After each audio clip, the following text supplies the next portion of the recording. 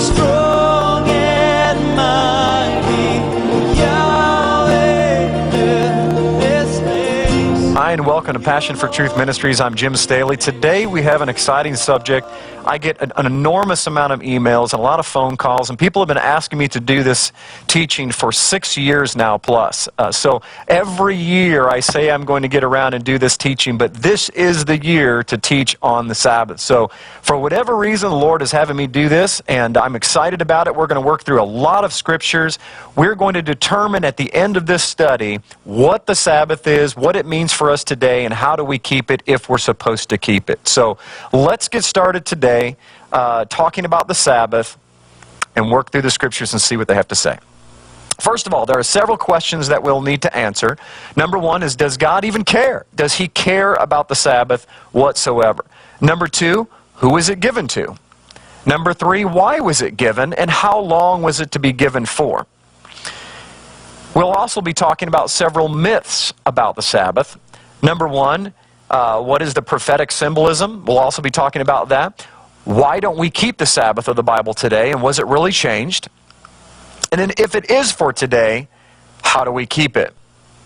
I know that many of you will be thinking to yourself, you already have, some of you Bible students already have verses in your head in the New Testament that you're familiar with that seem to say that the Sabbath is done away with, that we don't have to keep it, that it's not relevant for today, that it was only for the Old Testament or for the New Testament Jews. So I'm going to bring these up right away so you know that we're actually going to cover every single one of those. So if we could go back to the screen, one of the ones we're going to cover is Colossians chapter 2, verse 16 says, "Let no one judge you for food or drink, new moons or Sabbath." We're going to talk about that. Romans 14:6 we'll talk about, "Whoever observes the day, observes it for the Lord." 1 Corinthians 16:1 we'll talk about, where Paul takes up a collection for the saints in Jerusalem on the first day of the week. And in Acts chapter 20, verse 7, where Paul's preaching on the first day of the week. A couple other ones we'll be talking about is Revelation 1:10, when John had a vision on, quote, the Lord's Day. We'll find out exactly what the Lord's Day is, and is it referring to Sunday. And then also, lastly, Galatians 4, where Paul talks about not going back to the elementary principles of the world. So what we want to talk about is, we're going to find out, first of all, does God even care about the Sabbath whatsoever? So before we can go any further, it's a relevant question to answer, because if He doesn't care, if the Creator of the universe, Yahweh, does not care about the Sabbath, then we don't need to go any further in our study. So we're going to determine that right up front.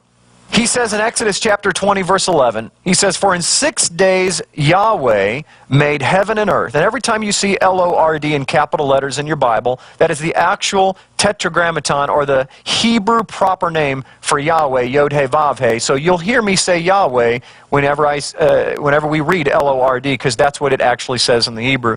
"For in 6 days Yahweh made heaven and earth, the sea and all that's in them, and rested the seventh day. Wherefore Yahweh blessed the seventh day," or the Sabbath day, "and hallowed it." So one of the very first things that we're going to be talking about, if He says, to answer the question, does He care, is right here in Exodus we find that He gives a commandment.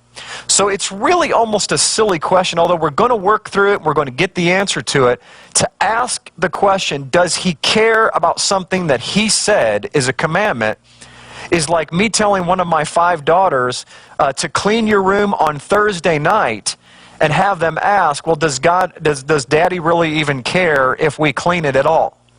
And so I want to propose and submit that to you, that really even asking the question is really a strange question, because He's the potter, we are the clay. If He says to do something, then we should do it and not ask why, or if He really meant it. Because ultimately, isn't that what the enemy said in the garden? The serpent said, He didn't really mean for you to do that. You won't really die. There's always asking the question. But for the sake of argument, we're going to work through this. Back to the beginning. Acts chapter 3, verse 20 says this, and that He may send Yeshua the Messiah, what's His Hebrew name is Yeshua, who was preached to you before, whom heaven must receive until the times of restoration of all things, which God has spoken by the mouth of His holy prophets since the world began. And at what point on the timeline do you think he'll be restoring all things? Because listen, we have a very Greek mentality. We have a timeline that starts over here and ends over here. And so when we have to ask the question when we come to Acts chapter 3, verse 20, when it says that at the end of time he's going to restore all things.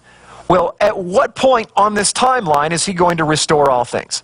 Is it going to be in the 21st century, sometime in the 21st century, sometime in the 20th century? Is he going to restore it to the times of the first century?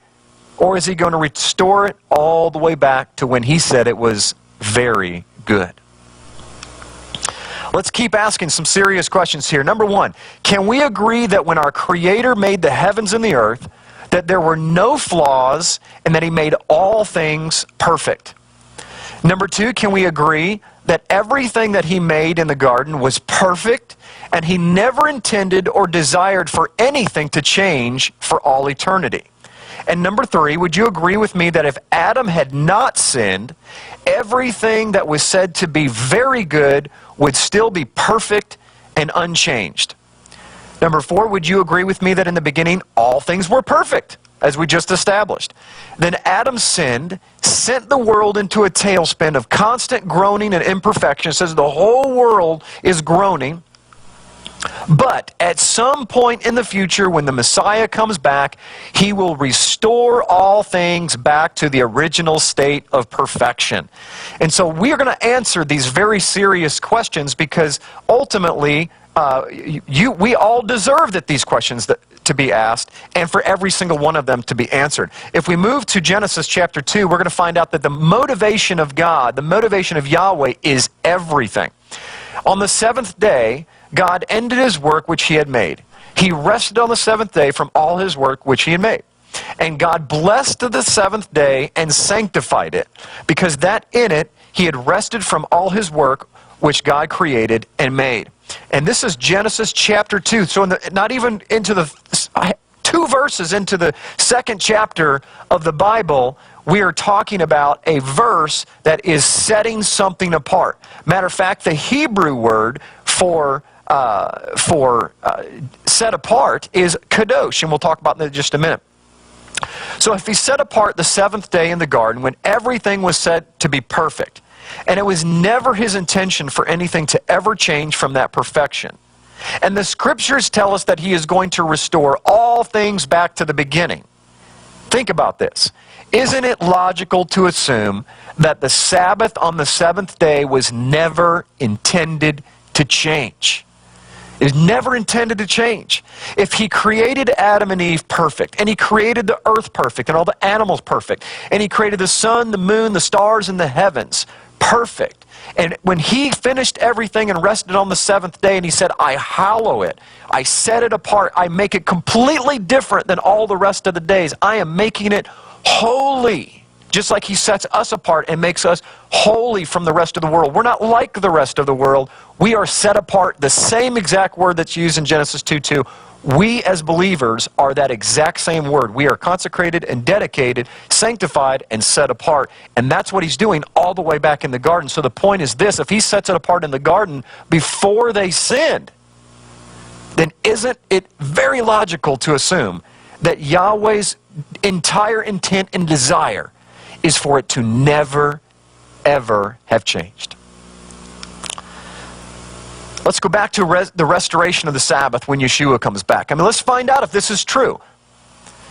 If it's true in the garden, it has to be true for all time. In Isaiah 66:22, it says this: For as the new heavens and the new earth, which I will make, shall remain before me, says Yahweh, so shall your seed and your name remain. In verse 23, and it shall come to pass that from one new moon to another, and from one Sabbath to another, shall all flesh come to worship before me, says Yahweh. Now the reason why this is so critical of a verse in Isaiah 66 is because this is when the Messiah is coming back. This is literally in the Messianic reign. This is the 1,000-year millennial reign of the Messiah. And during the millennial reign of the Messiah, he says right here that from one new moon to another and from one Sabbath to another, all flesh will worship him. So the question is begging, why would he even mention the word Sabbath or Shabbat in Hebrew here, if there's no intention of the Sabbath being set apart or being holy. Zechariah 14 verse 16 says this, "And it shall come to pass that everyone that is left on the nations," now setting this up here real quick before we go back to it, is that Yeshua has just landed on the Mount of Olives, split it in two. Okay? So we are literally at the Day of Trumpets, the fall festivals where the Messiah comes back. He lands on the Mount of Olives and he is beginning his millennial reign in Jerusalem. That's where Zechariah 14 is picking up. Verse 16, it says this, "And it shall come to pass that every one that is left of all the nations which came against Jerusalem shall even go up from year to year to worship the King," Yeshua, "Yahweh of hosts, and to keep the Feast of Tabernacles." Keeping the Feast of Tabernacles in the millennium as well. "And it shall be that whoso will not come up of all the families of the earth unto Jerusalem to worship the King, Yahweh of hosts, even upon them shall be no rain." So we are seeing not only in Isaiah that we are going to be keeping the Shabbat, which is called the Shabbat or the Sabbath, the seventh-day Sabbath, but right here in the millennium in Zechariah 14, we have a more than a hint, more than a clue. We have a direct command that all of the nations of the world must come up for the Feast of Tabernacles, and they must honor the Lord's Sabbath. And this is the importance of this is because we see this in the garden, and the logic says that he never intended for it to go away to begin with. We see this in the end. We see this in the millennium, which goes on for 1,000 years. The only question of time that we're asking about is right now, in between those two moments of time, and that's what we're going to find out today by searching the Scriptures. Because ultimately, this is what we have. If we believe that the Sabbath is not for today, then we have this strange paradox, because from 4000 BC to the time of Yeshua, Yahweh cares. God cares. Then from 30 AD to the present day, he doesn't care. And then when Yeshua comes back for the next 1,000 years, he cares again. So he cares, he doesn't care, and now he cares again. And so we have to determine, is this logical? Is this a logical God that says, I don't change, I will never change, I'm a God who is a jealous God, I want you to worship me and do it my way, and I want you to use faith, and I will give you the faith as I send my Spirit to help you. But is it logical for him to make a law, says it's eternal, repeal it, and then bring it back? Or could it possibly be that we've misunderstood this part? Let's see. Bottom line is this. He cared in the garden. He cares when his Son comes back. He says that the seventh-day Sabbath is forever. It's logical to assume that he still cares. But we're going to test this theory and find out if it actually holds water in the next 30-40 minutes. So some common myths about the Sabbath. Number one of the most common myths by far that people email me or they'll talk to me about is, Jim, the Sabbath was given only to the Jews. We'll talk about that. They also say that it's the Christian Sabbath is on Sunday. The Jewish Sabbath is on Saturday. I just had someone last week, even in my own family, that said, Jim, the Sabbath, the Jewish Sabbath is on Saturday, but the Christian Sabbath is on Sunday. Well, we have a major scriptural problem with that because that's two laws. One for the Jew, one for the Gentile, when we don't have time to go into it, but in Deuteronomy it says that I will have one law for the Jew and the Gentile. One people, one law, one God, one Messiah, one land. Number three, most common myths about the Sabbath is it ended at the cross and was not reestablished in the New Testament. Number four, Paul taught against the Sabbath. We're going to find out whether that's true or not as well. And also the New Testament church kept the Sabbath on Sunday. And that is very, very common. So let's start off with myth number one. It was only given to the Jews. First of all, we need to determine where did the term Jew even come from. Well, it's very important to understand this before we go any further because this is probably by far one of the biggest misconceptions of the entire Bible, and I'm going to talk a little bit about it a little bit later, is that there is the Old Testament, which is for the Jews, and the New Testament is for the Christians. Well, it's very important to remember that the word Jew comes from the term Judah, which is the tribe of Judah. And it's also not only the tribe of Judah, but it's also the southern kingdom. You have the northern kingdom, which was called the house of Israel, and the southern kingdom, which was called the house of Judah. Over time, eventually, the house of Judah became known as, the Jews. And so that's why we have Jews today, is because the Jews came back from captivity in for 70 years in Babylon back in 586 BC, where the northern kingdom never came back. They assimilated into the nation. So today the word Jew can mean Israel, but Israel of the Bible is all 12 tribes. So matter of fact, in that line of thinking, how many tribes of Israel were present at the base of Mount Sinai when the commandments were given? This is really important, because if we say that the Sabbath was only given to the Jews, then what we're saying is that the only tribe, the only kingdom that was at the base of Mount Sinai was the house of Judah, or Judah themselves. There had to be no other tribes at the base of Mount Sinai if it was only given to the Jews, because that's what the term Jew means. Okay? There were 12 tribes at the base of Mount Sinai. All 12 of them were there. So clearly, he did not give it only to the Jews. He gave it to all of the sons of Jacob, Yaakov, or Israel. And that's the biblical answer to who did he actually give it to. He gave it to all the sons of Israel. The third question that we need to ask is this: how many would end up being considered Jewish? And we just answered this, that there was the southern kingdom that ended up being Jewish, which ended up being comprised of Judah, Benjamin, and a little bit of Levi. So that, if you were in the southern kingdom, eventually you became Judah, or Jewish. All the rest of them were from the northern kingdom: Asher, Dan, Naphtali. All of those are not Jewish. So if you're from the north, if there was such thing as a Danite today, they would be called a Danite. They would not be called Jewish. Even if they kept the Sabbath, all the feast days, and the entire Torah, they could not be called Jewish because they're not from the southern kingdom. They were from the northern kingdom. If anything, they'd be called a Ephraimite, or an Israelite, a Hebrew. That would be probably a more biblical accurate explanation of those that are from the northern kingdom. And so what was the purpose of Israel?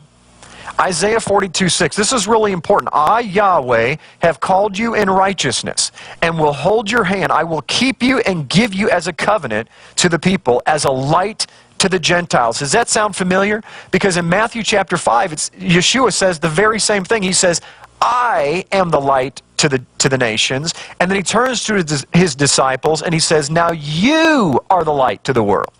You see, that wasn't just a brilliant stroke of genius that he came up with. He's literally keeping the same message that he had from the very beginning of time, all the way till the time where he gives these instructions. It's the same instructions that his father gave Israel to begin with, is that I want you to be a light to the nations. Now think about this for just a moment.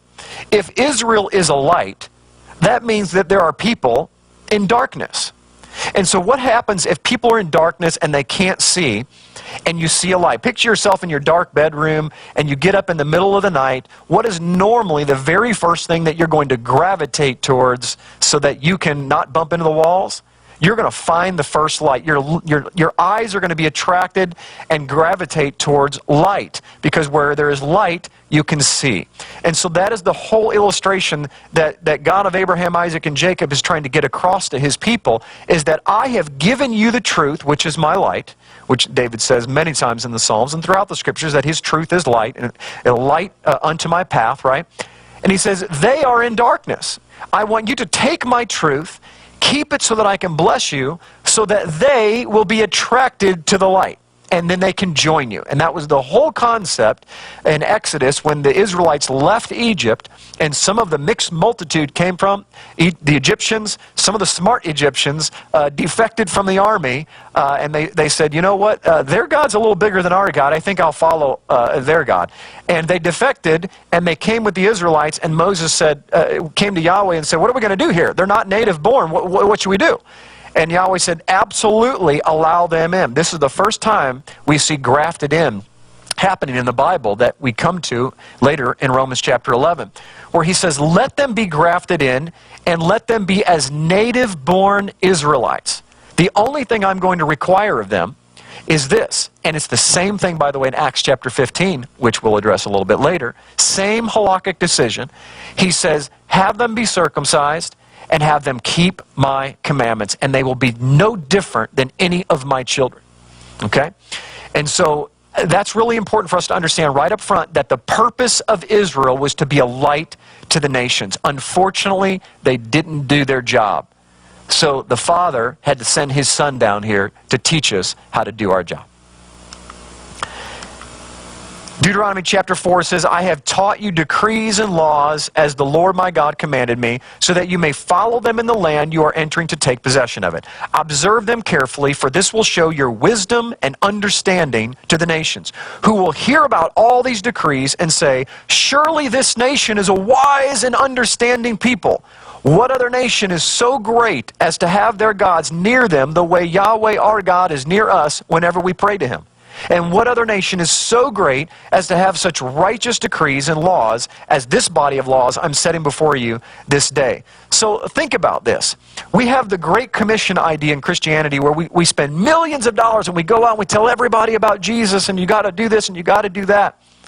And we try our best with most creative ways of audio, visual, and pamphlets and little tracts and videos and all of these things to try to get people to see the gospel, to try to make it the most attractive thing possible. But the very first Great Commission was this. It was, keep my commandments, and I will bless you so much that the nations will come to you. You won't have to go to them because they will see that they're in the dark, that they're not being blessed, that you're the ones that have rain on your land, that you're the ones that are not hungry, that you're the ones that are being blessed in every way known to man, and they're going to come and find out that what an incredible God that you have that has such amazing and marvelous decrees and statutes. Tell us about your God. Now, wouldn't it be nice if you had people knocking on your door asking you, tell us, how are you doing it? How are you so blessed? Why are you so happy? Why are your marriage so happy? Why are your kids so good? And you have the opportunity to tell them. See, I'm going to suggest to you that one of the biggest problems that we have in religious Christian circles today is that there's not enough meat on the bones. There's not enough of a growth in the garden, if you will. There's not enough life coming out of the life for that people can see the life and desire it. We have so many things that we offer them, and they see right through it, and they see dead bones. They see walking dead people, if you will. And I believe the Father wants to resurrect the bones and put the flesh and the sinews back on so that we can absolutely have life flowing out of us like a river that brings life to the nations. This is an interesting slide. Gentiles encouraged to keep the Sabbath in the Old Testament? This is one of the number one scriptures that people bring up, or number one concepts that people bring up, and they say, Jim, nowhere in the Bible does God tell Gentiles that they have to keep the Sabbath. And I say, really? Isaiah 56, let's see what it says. Also the sons of the stranger, Goyim, the Gentiles, and the sons of the Gentiles that join themselves to the Lord, to serve him and to love the name of Yahweh, to be his servants, every one that keeps the Sabbath from polluting it, and taketh hold of my covenant. Even them will I bring to my holy mountain, and make them joyful in my house of prayer. Their burnt offerings and their sacrifices shall be accepted upon my altar, for my house shall be called a house of prayer for all the nations. Do you hear what the great God of Abraham, Isaac, and Jacob is saying right here? He is saying that even the Gentiles, if they come, if is the key word, I-F, if they come and they keep my Sabbath and they keep from profaning it, I will accept them as my own people. And the key word there is if. Two important things he's saying in the Scripture. First of all, he allows the Gentiles to come in and be his people. Number two, he puts a condition on it. You will be my people if you do what I tell you to do. It's no different than a father that tells his son that's 17 years old, that's kind of talking back, and he says, son, if you want to live in this house, you can finish the rest of it. You're going to play by my rules. You see, it works on earth. It works in every workplace. You can't just walk into a workplace and look at the rules as they train you on your first day and say, you know what, I'm going to choose this rule, but I don't really like this rule. I think I'm going to leave at 3 o'clock instead of 5:30. It doesn't work like that, or you don't stay very long. And I'm going to suggest that we have turned God from Creator Yahweh into our friend and buddy, where we have the choice to choose to serve Him when and how we want. Let's continue. We have one law for both. Exodus 12:49 says this, one law shall be for him that is homeborn, and unto the stranger that sojourns among you. So there's one law for us, and there's the same law for the Jews. The same law for all of Israel. See, doesn't that make a lot more sense that he has one law for one people, one nation, under God, indivisible, with liberties and so on and so forth, in one land, under one king? It's all about one. The second you split it, we have issues. So here's the game plan. This is an illustration that I give quite a bit because I think it seems to help people understand what the purpose of Israel was. Think of Israel as a football team, and they are the captains of the team. So Yahweh wanted to get a team together, because all of the teams went their own way and they didn't want to play in his stadium anymore. So finally he had to choose someone to get back into the stadium so that he could begin to bring the people back in one place. Because they're all their own stadiums and he wants them in his stadium and to play on his field. So he chose the Israelites to be the captains of the team. Their job was to do this. Their job was to do what the owner of the team told them to do. To practice the way that the owner told them to practice, and to play the way that the owner told them to play. And if they did that, this would result in the team being so blessed that all of the other players from all the other teams would quit their teams, stop playing in their stadiums, which he didn't build, and they would come back to Yahweh's stadium. They would play on his team. They would beg to be on his team. Their light, quote, was supposed to show them the way. The light coming out of the stadiums would be so amazing that they would say, man, we don't even have light in our stadium. We can only play during the day. And they would come and be able to play on his turf, his way, and be blessed by his rules. Bottom line, the Sabbath was given to the whole world in Genesis chapter 2 when everything was perfect and when clearly it was intended to be for all time. It was written down on Mount Sinai and given to all of the children of Israel, not just one, but all 12 tribes, with the intent for them to keep it and thus be a light for the nations. And it's not a Jewish Sabbath. So dispelling myth number one, very clearly, it is not a Jewish Sabbath. It says that it is the Sabbath of Yahweh. So if it was given to the Israelites and through them the nations, then the next logical question is, who are we? If it was given to the Israelites and not to the Jews, you might say, well, Jim, I'm a Gentile. I'm not an Israelite at all. I'm not a Jew, and I'm not from any Middle Eastern descent or so on. I'm just an American Christian. How does this relate to me? Well, let's find out.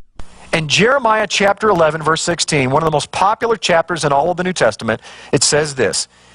It says, the Yahweh called thy name, a green olive tree, fair and of goodly fruit. So right here in Jeremiah chapter 11, and this is a verse that is not very well known. Now, the one that I was talking about was Romans 11, which is very popular, but Romans 11 is attached to Jeremiah 11. You cannot get into Romans 11 without first understanding what's happening in Jeremiah 11 is that Yahweh calls His bride, His people, the chosen people, an olive tree. Very critical if we're going to understand who we are and how this all relates to the Sabbath. Ephesians chapter 2 says, remember that at that time you were separate from Christ, the Messiah, excluded from citizenship in Israel. Excluded, meaning they're not allowed to be part of Israel. And foreigners or Gentiles to the covenants of the promise. Covenants with an S, by the way. Without hope and without God in the world. But now in Yeshua the Messiah, you who were once far away have been brought near through the blood of Christ. So you hear what's happening here is, first of all, he says that you once were far off. You were not allowed to be a citizen of Israel. You could not even be part of her covenants. Do you realize that the writer of Ephesians is putting value in the covenants of promise? Because he's saying that you were not allowed to have this blessing. You were not even allowed to be a part of it. But let's keep reading. He says, therefore, going back to Exodus 31, it says, therefore the children of Israel shall keep the Sabbath to observe the Sabbath throughout their generations as a perpetual covenant. It is a sign between me and the children of Israel forever. For in 6 days the Lord made the heavens and the earth, and on the seventh day He rested and He was refreshed. So think about it this way. First of all, Jeremiah 11 says that Israel is an olive tree. Ephesians 2 says, you who were once far off have now been brought near, and you've been made fellow citizens with the household of God. Romans 11 talks about being grafted in. It says what? There's 2 olive trees. Okay? 2 olive trees, and the wild olive tree gets grafted back into the cultivated olive tree, and let's substitute the correct word in Jeremiah 11. It's cultivated back into Israel. So these Gentiles actually are no longer Gentiles. Do you realize, viewer, that the word Gentile means out of covenant? So if you consider yourself a Gentile Christian, what you're really saying is you're an out-of-covenant Christian, and that's an oxymoron. You can't have that. Either you are in covenant and you're part of the Messiah, or you're out of covenant and you will spend eternity away from Him. So